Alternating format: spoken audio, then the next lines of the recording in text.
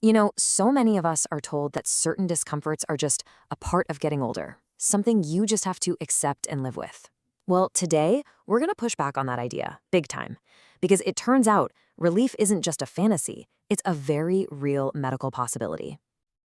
Okay, right off the bat, let's completely reframe how we think about this. That symptom we often just call vaginal dryness, it's not just some random annoyance. Nope, it's actually a key sign of a much broader, recognized, and, this is the most important part, treatable medical condition. So, what do we call this thing? Well, the medical world has a name for it that's way more accurate than older terms you might have heard, like vaginal atrophy. It's called GSM. And GSM stands for Genitourinary Syndrome of Menopause.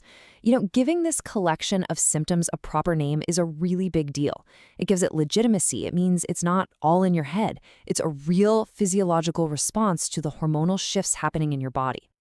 And the symptoms, they're actually a lot broader than most people realize. It's not just about dryness or pain during sex. See that GUN and GSM?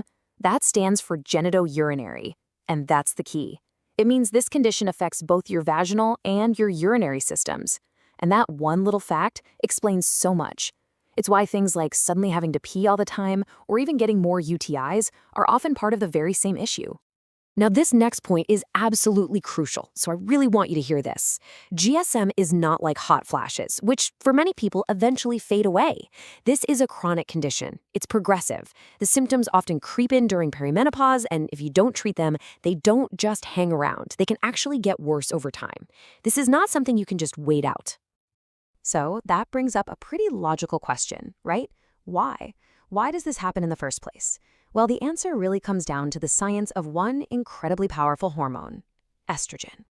Let's take a look at what's happening on a microscopic level. So on the left, you see tissue that has plenty of estrogen.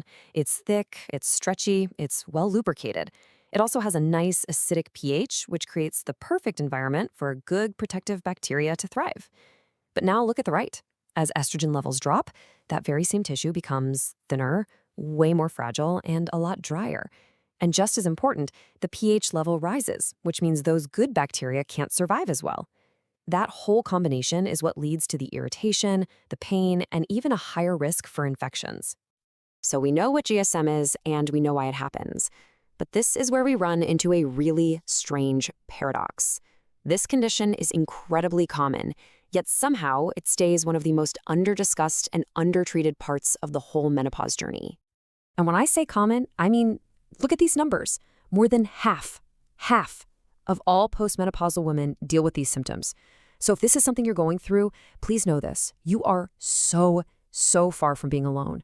This is a massively shared experience. It's just one that's been kept way too quiet for way too long. And this is where the story just gets frustrating. Look at this gap. We have this huge bar representing all the women with real, bothersome symptoms, and then this tiny little bar next to it for those who are actually getting treatment. That gap isn't just a number on a chart. It represents millions and millions of women living with discomfort that is absolutely preventable. It just makes you wonder, right? If it's this common and we have good treatments, then why? Why is there this massive disconnect? Why aren't we all talking about this? Well, the reasons are, complicated. Of course, there's embarrassment. It can be hard to talk about this stuff. But a lot of it is just a lack of information, not realizing that your bladder issues could be hormonal, for instance. A really big one is a lingering fear around the words estrogen therapy, even though the treatments we're talking about here are totally different from the pills you might be thinking of. But it all comes back to that first idea, doesn't it? The belief that this is just a normal part of aging you're supposed to suffer through. But you don't have to suffer through it. So now that we get the problem, let's pivot to what actually matters, the solutions. It is time to talk about the real, actionable steps you can take to find relief. Okay, so the first steps are often non-hormonal, and they're things you can get right over the counter. Here's a helpful way to think about it. Vaginal moisturizers are for regular, everyday hydration. Think of it like putting cream on your face, but for this tissue, you use it a few times a week. Lubricants, on the other hand, are for right now. You use them for comfort during sexual activity. And it turns out, gentle stimulation is also really good for the tissue because it helps keep healthy blood flowing to the area. Now, those non-hormonal options can be a game changer for many, but it's really important to know that for symptoms that are more moderate or severe, the single most effective treatment we have is low-dose vaginal estrogen because it gets right to the root cause of the problem and helps restore the tissue itself. And listen, for anyone who just got a little nervous hearing the word estrogen, this is the most important takeaway. We are not talking about systemic hormones that go all through your body. This is local therapy. It comes in creams or tiny tablets or a flexible ring, and it delivers a super low dose of estrogen right where it's needed and nowhere else.